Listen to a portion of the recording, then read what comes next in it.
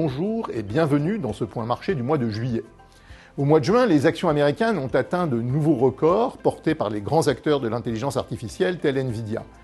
En revanche, les actions européennes ont souffert de l'incertitude politique suite aux élections européennes avec l'annonce d'élections législatives anticipées en France. Enfin, dans un autre registre, on retiendra la Banque centrale européenne qui a baissé ses taux directeurs pour la première fois en près de 5 ans.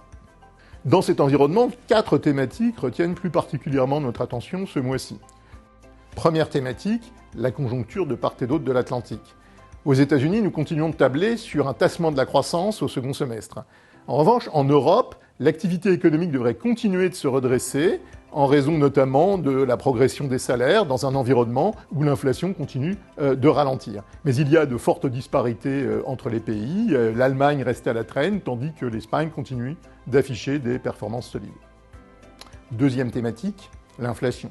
Aux États-Unis, le dynamisme de la consommation des ménages explique la vigueur de la croissance qui s'est traduite par une inflation bien plus persistante que prévu, notamment dans les services.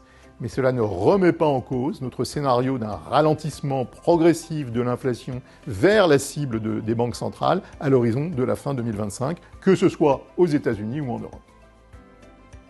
Troisième thématique, la politique monétaire.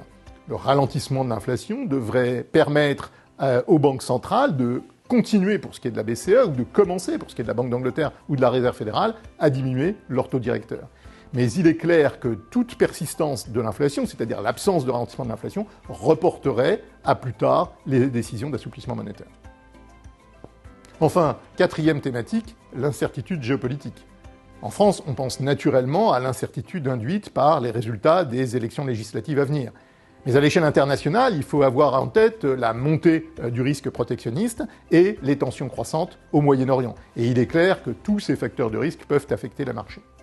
Toutefois, il faut garder à l'esprit que la toile de fond économique reste porteuse. Du côté des marchés obligataires, le ralentissement de l'inflation et les assouplissements monétaires que nous attendons devraient continuer de profiter aux obligations d'État ainsi qu'aux obligations d'entreprise de bonne qualité. Et du côté des marchés d'actions, une bonne diversification s'impose plus que jamais.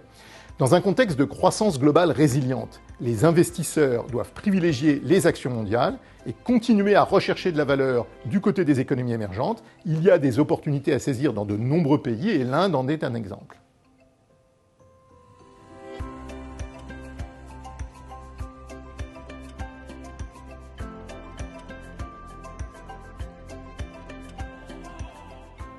Merci pour votre attention et rendez-vous à notre prochain point marché à la rentrée.